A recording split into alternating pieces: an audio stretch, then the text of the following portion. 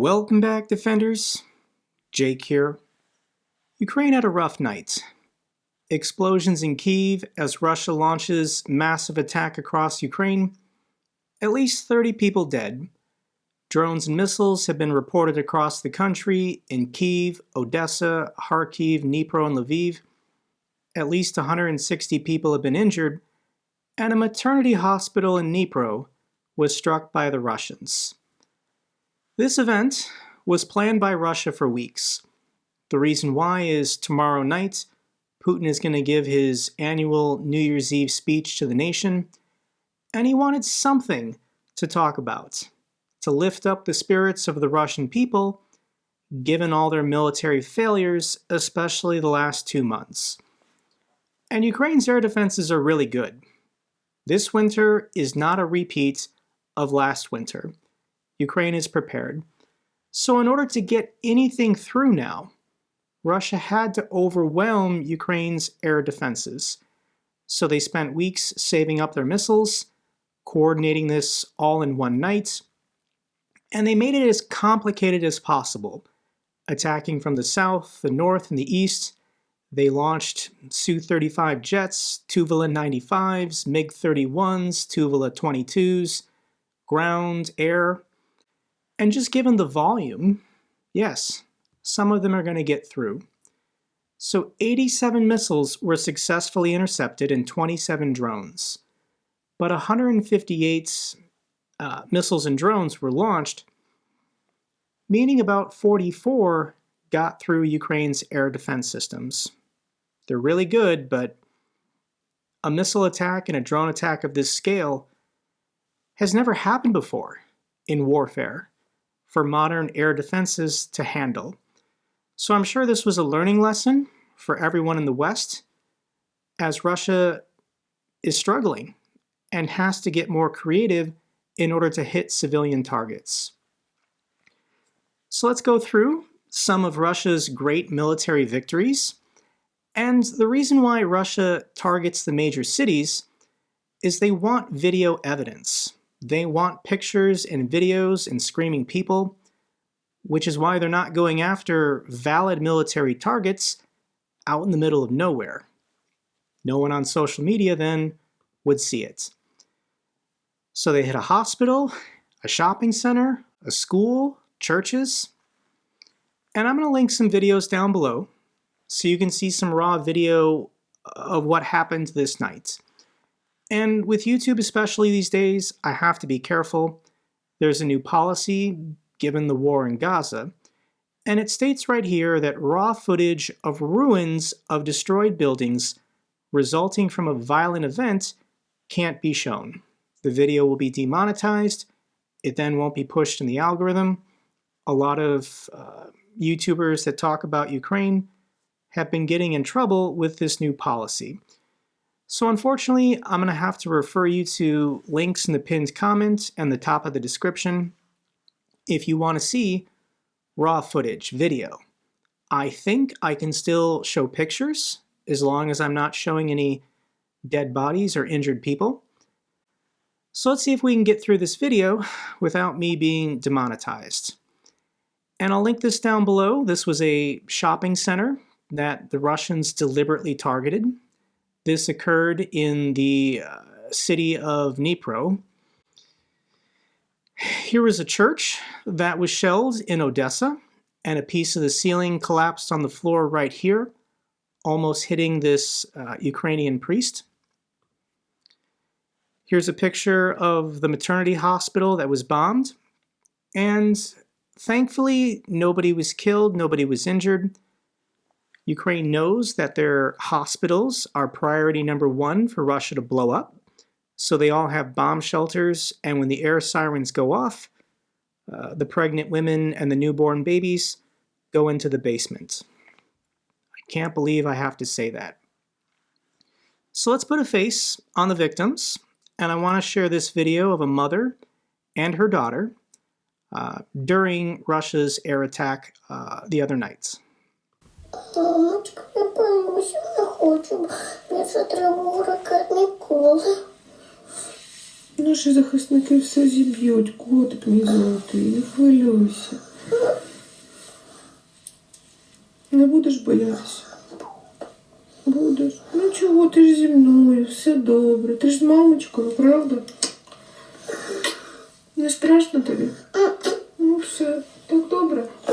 Ти ж на ручках у мене, правда ж? This is what the women and children, the civilians of Ukraine, have been enduring for 2 years, as Russia deliberately targets civilians. I'm going to guess that this little girl is not even 2 years old. So this war is now older than this woman's child. Here's a picture of an elementary school that was hit by the Russians. I'm going to share this clip down below in a pinned comments, but this is the classroom teacher seeing her classroom destroyed by a drone. I'll link it down below. And here's a face of the victim, Oksana Vorbyova. She was a primary school teacher in the city of Zaporizhia. Despite regular bombings and non-stop air raids, she kept teaching her students via video calls. Russians murdered her in her own home while she was working at her computer. Here's an apartment building in Odessa that was hit with a missile. I'll link this video down below if you want to see it for yourself. And here is Ukrainian Member of Parliament Alexei Goncharenko. He represents Odessa. I'm going to assume that this is not raw footage. This is a member of Ukraine's parliament reporting on the ground. So YouTube monitors, please just chill. And I'm going to share his report from Odessa. Civilian building in Odessa. You see the result of Russian missile attack. It's a New Year gift from Tyrant Putin to the free world, to Odessa, to Ukraine. 4 people killed, near 20 wounded, including children. And just watch, this is completely civilian area. No any military objects, nothing else. Just 17th floor civilian building, shops. That's what it is. Awful attack, one more war crime. Russia doesn't target military targets with these drone and missile attacks. They only target civilians. So let's recap Russia's great military victory, destroying an elementary school in Lviv, a shopping mall in Dnipro, a maternity hospital, an apartment building, public transportation. What does this achieve? And to conduct this attack, the total value of all of these missiles and drones launched by Russia was $1.2 billion. And Russia's annual military budget is $75 billion. So in one night, to blow up a hospital and a shopping mall and an elementary school, Russia spent 1.5% of their annual military budget. You think about everything else they have to spend money on, their nuclear forces, their navy, their space forces, and they wasted 1.5% to hit these civilian targets. On this channel, I want to continue sharing Ukrainian voices. Here's a person I've not introduced you to. This is Yaroslava Antipina, and this is her war diary the day after the attack. Hi, I'm in the forest right now, without any hat. It is warm really, plus 9 degrees or so. We had a really terrible night and morning. 158 air targets were sent on Ukraine this night and morning. We have casualties, damages in different parts of Ukraine. But I want to tell you the next thing. We Ukrainians have no right to be tired, and we're not tired. We have no right to be weak, and we're not weak. We're going to continue our fight. We are going to protect our land, our children, from these damn, Russians, because we want to live in free world, in free Ukraine. So now you know that we are going to fight till the end. So why do the Russians do this? Why do they continue to target and bomb civilians? And I first want to remind people of a video that Perun, friend of the channel, made last December. The title of the video is Russia's Attacks on Ukrainian Infrastructure. Does strategic bombing ever work? Perun published this last December when Russia was going after Ukraine's energy infrastructure. And the conclusion that I got from this video is that strategic bombing of civilians never works. The goal, according to Russian propagandists, is to break the spirit and the will of the Ukrainian civilians so they surrender to Russia. They just capitulate and let Russia have whatever they want. But there are virtually no examples in history of this ever working when a superior military power deliberately starts bombing civilians in the hope that the civilian population says, let's just surrender to the people bombing us. When Nazi Germany was bombing London, the Brits were never going to surrender to them. Likewise, when the Allies had the air advantage and started bombing German cities, the German people never gave up. They never stopped supporting Hitler.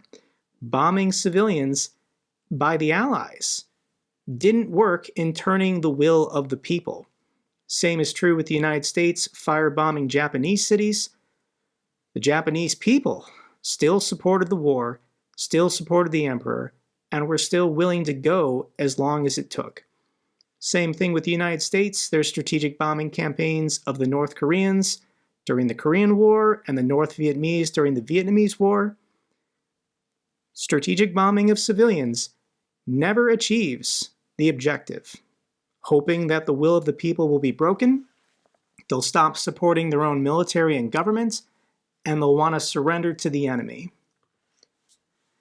And here's the number. Russia has launched over 7,400 missiles and drones on Ukraine for the last 2 years. You can make this 50,000, it doesn't matter.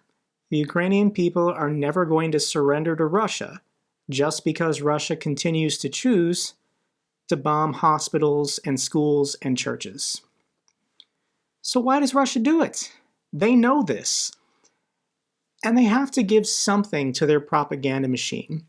They have to do something visible that the whole world can see, that their propagandists can spin as some kind of victory for the Kremlin.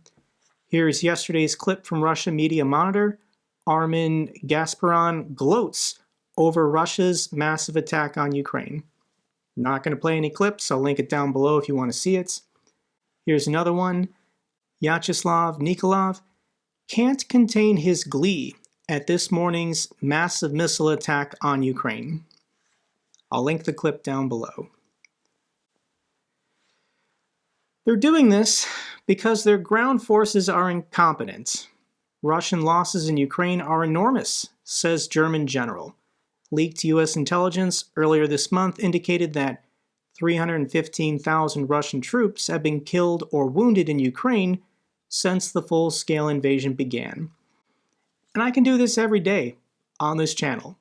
Show you clips of the Russian military's failures for that day. It's all being captured on drone video. It's Groundhog's Day every day, over and over. With these failed meat assaults, Russia continues to send their prisoners and conscripts and mobilized men to die, charging against artillery, machine gun nests, minefields. It's the truth. It's difficult for Ukraine to advance, but it's just as difficult for the Russians.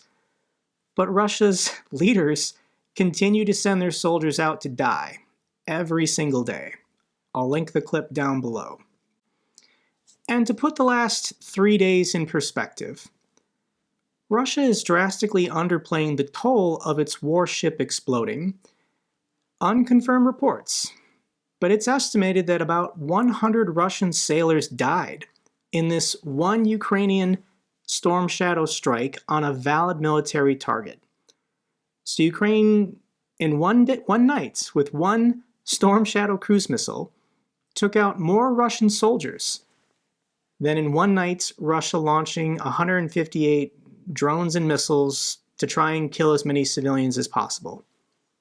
This is embarrassing. This is pathetic. When you objectively look at the numbers and the comparisons, everything Russia does is stupid and evil and embarrassing. This also comes down to the nationalists, the Russian people who support this war. Given how bad their 3-day special military operation has been going for 2 years, the nationalists need red meat. They want to see Ukrainian suffering to justify how evil and sadistic their own society has become in response to this war.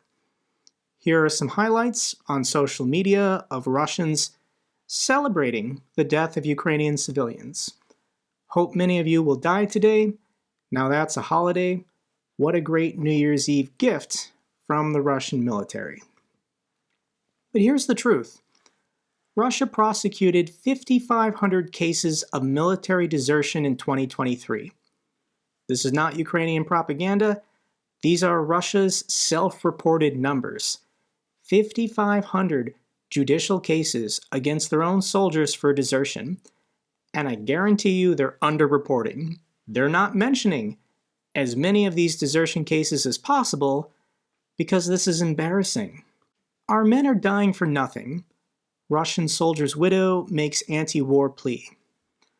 The women of Russia are our last hope. Women who care about their husbands, their fathers, their brothers. The men are all cowards. They're never going to rise up. They're never going to speak up. But Putin fears this group the most. Russian women who don't want this war to continue. They don't understand why their sons are being sent to someone else's country to be used horrendously in these meat wave attacks. 50% of Russians wish for end to the war in Ukraine in 2024. When asked what they wish for, Russians in the new year, 50% of Russia's field respondents named peace, a peaceful sky, and the end of what the Kremlin calls a special military operation in Ukraine. And Russia's strategic bombing of civilians, in my opinion, is having a negative impact on their war efforts because this is getting Ukraine back in the headlines. When you can use a superlative word, Russia's largest bombing campaign in a single night, well, Western media can run with that in a headline. So now everyone on social media is talking about Ukraine again. U.S. Ambassador, Ukraine urgently needs funding after massive Russian attack. And January is going to be a battle here in the United States. Republicans are blocking a simple up or down vote on additional military aid to Ukraine, trying to tie it to completely unrelated issues that nobody has solved in 40 years. And I can show you clips of Kremlin State TV praising Republican Speaker Mike Johnson, thanking Republican Speaker Mike Johnson. So I'm going to give you guys my game plan, my hope for Congress in January. I hope that 3 House Republicans vote to remove him from the speakership. The Democrats will vote with him to remove him, and then we can get a different Republican speaker. Just anyone that will allow a simple vote on military aid to Ukraine. So this is my prediction, given Speaker Johnson keeps repeating Kremlin propaganda. Every time he's in front of a microphone, he keeps saying, Ukraine has no clear path to victory, why should we help them? And we can't give them aid because the money is being stolen. These are Kremlin talking points. But how does Speaker Johnson continue this narrative? Calling himself a Christian, when the Russians just bombed a maternity hospital schools, and churches. As an American, I'm ashamed. This is embarrassing. If you're a proud American, you shouldn't be standing for this either. The other allies are stepping up as well. UK announces new air defense package for Ukraine. Additional air defense missiles are being donated from NATO countries and G7 countries like Japan. This is priority number one to get through the winter. G7 leaders to discuss legal theory on seizing Russian assets. This, I believe, is a top priority in 2024. Create a legal process to take Russia's money and use it against them. Give the money to Ukraine. Ukraine can then buy Western weapons from NATO stockpiles and use them to destroy the Russians any way they can.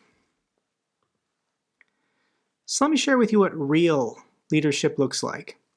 Zelensky appears near the front in Avdiivka. Avdiivka continues to hold, but I'm going to be realistic with you.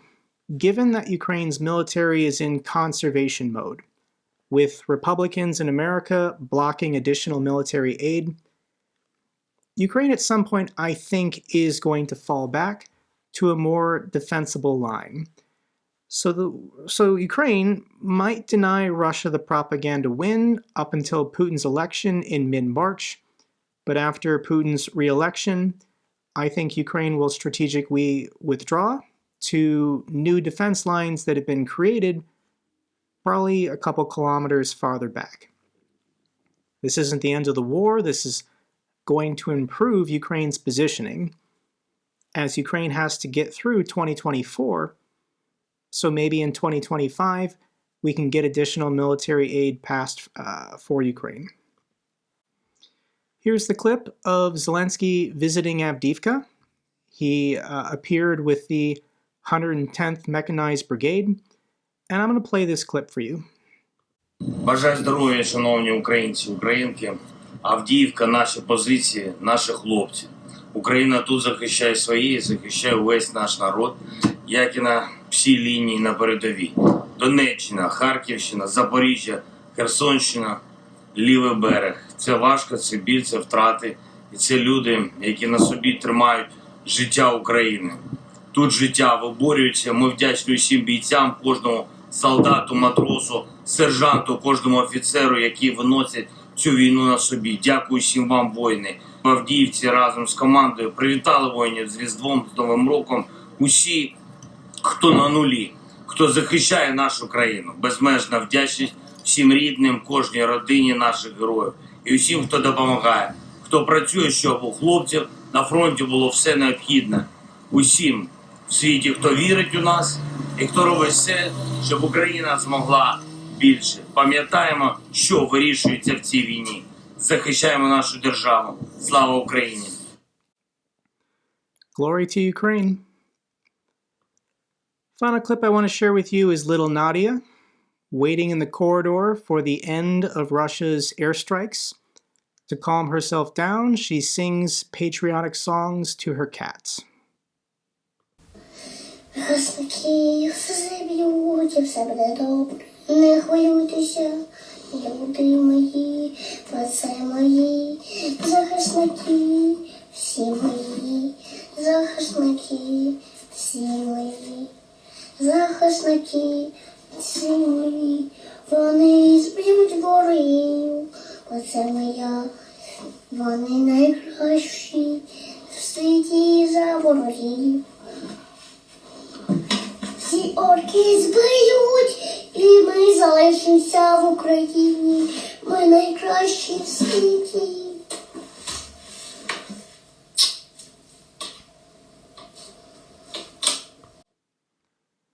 That's all for this update video. Glory to Ukraine, glory to the heroes. If you found this video informative, give me a thumbs up. Best way to support the channel. Comments and questions, let me know down below. I love hearing from you guys. Till the next video, keep defending the truth, keep defending democracy.